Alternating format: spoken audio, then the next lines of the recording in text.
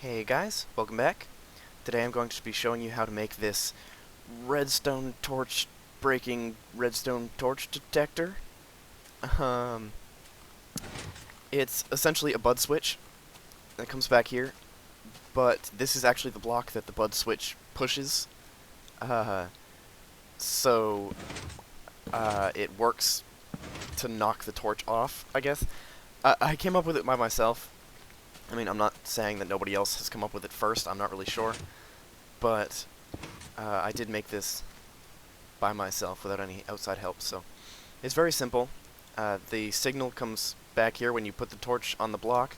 It updates that block, which is connected to the piston, so the piston updates, and it gets pulled back here. Power comes up, it powers the piston directly, and then that power gets cut off while this power is still being applied, and because of the diagonal bug thing, it thinks it's being powered when this one is powered, when this one's not. Let me try to rephrase that. When this one gets powered, it extends. And then this one gets powered, and then this one stops being powered. But because this one's still powered, it thinks it's being powered. So once this one stops being powered, it doesn't actually update the block. So it doesn't realize that it's not being powered. This doesn't have to be here, it's just for show so you can see the pulse. You can pull the output from any of these blocks here. Just pulling like that. Or I suppose you could actually do this too, like that. Or with a repeater, if you wanted. Anyway, let's show you how to build it now. I'm not gonna put the lamp on there just because it's not necessary. And again, you can or not again, but like most of my secret designs, you can put any block you want here as long as it conducts redstone. I just use this one because it's easier and it looks cool because it's a creeper face. But you don't want to put that on until last, so. Okay, and then block here, block there. There we go. There. That one there, that one there. These have to be one delay apart. This one has to be a longer delay than that one. You can increase the delay, but it's kind of pointless. And if you change it from one delay apart to like 2 or 3, it starts doing some weird things. So I would suggest you just leave it where it is. And then you put in the block, and there you go. It works pretty well for secret things, because if it is the same as the wall, you know, nobody would know. If you just walk by, it looks like a normal wall, and you just put the torch on it. There you go. It's easier than the previous kind that I used to use, because I used to have one where it was just a regular bud switch where the block would be like this, and it would detect when you put the torch on it. But as you can see, when I put the torch on it, it makes 1 pulse. When I take it off, it makes 1 pulse. So you'd have to do it really quick, which could get problematic if you're not good with timing or if you're on a server or something. This one works much better. The timing might be different on a server, I'm not really sure. I have made one on a server, but it was a long time ago. But it does work on a server at the very least, so you might just have to fiddle with it a little bit. It is 3 by 3 by 3, except if you include the wall, because this is a part of the bud switch right here. So, you know. But for the most part, considering the design requires a wall regardless, I'm going to say that it takes up 3 by 3 by 3. Yeah.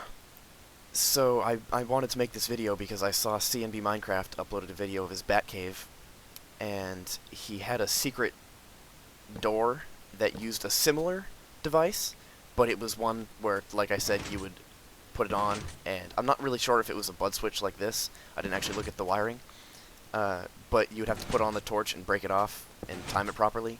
This would just be much simpler. You know, you can just put it on and it knocks it off for you. And I've never had it actually land in the block there. Like, I've never actually had the torch land on that, or in the block on the wall, so, because it does retract and then extend again, so if it did land on there, it would just push it right back off. Yeah. So I just thought I would make this video and hopefully send it to CNB Minecraft. If you're watching this, then awesome. I love all your videos. You do a lot of really cool stuff. And for any of my viewers, you should check out CNB Minecraft because he is very awesome and he does a lot of really cool redstone things. He has a 60-second tutorial for this piston door over here, so it's the most compact version, I believe. So it's really small, really simple to build, actually. So you should go check that out. Anyway, thank you for watching, and I will see you next time. Bye. Hello, today I'm going to show you how to make a button act like a lever. A lever, as you know, will always have two states. It can either be on or off. A button is similar. It can be on or off, but when you press it, it usually goes on for a second and then immediately turns off. So it's very hard for you to get something like opening a door that would be in time enough for you to pass through normally. So it always will just open and close. When you press the button, this door opens, but it does not close. Press it again, it closes. This is how it works. When you press the button, it unpowers this torch, which would cause this and this both to go off. However, it's supposed to go through these repeaters, and until the signal goes all the way through these repeaters, this will stay on, causing this to power that block, which turns that torch off. It stays in these for a long enough time so that by the time it reaches here, there's already signal in here, but it hasn't yet reached here. So it turns this off, leaving this on for one tick. Then this comes back on, turning it on, causing it to immediately turn off. This is why it's called a one-tick pulse. As you can see, this redstone torch only stayed on for one tick. This is how you build it.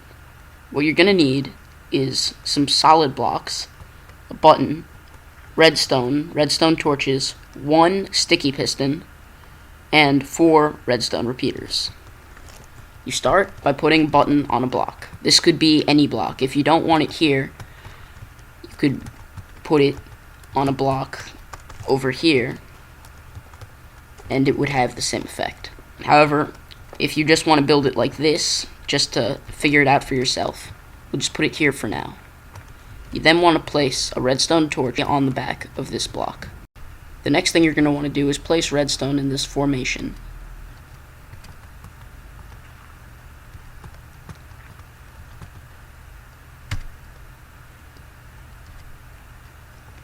The reason for this is because it just marks where your repeaters are going to be. So then you place the repeaters. Make sure they are all facing the correct direction. This you just leave normal. This, you right click 3 times so that it's set to the max. This, you right click 3 times so it's set to the max. This, you right click once. Then you place a block here. Do not place a block here because then it will not be powered. The redstone must be facing the block. Then you put another torch on top, and you immediately attach a sticky piston. You could also do this on any side. So you could do it here,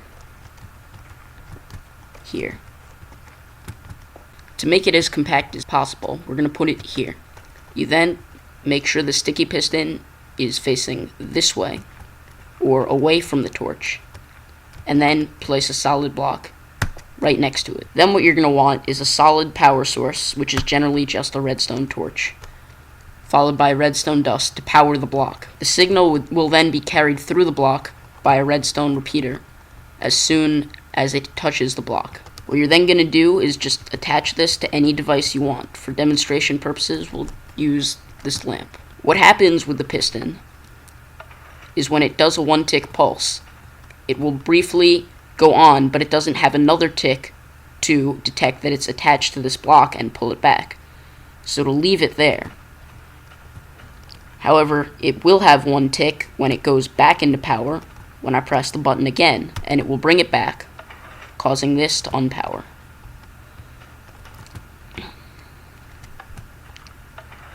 Here's an example of what you can do with this.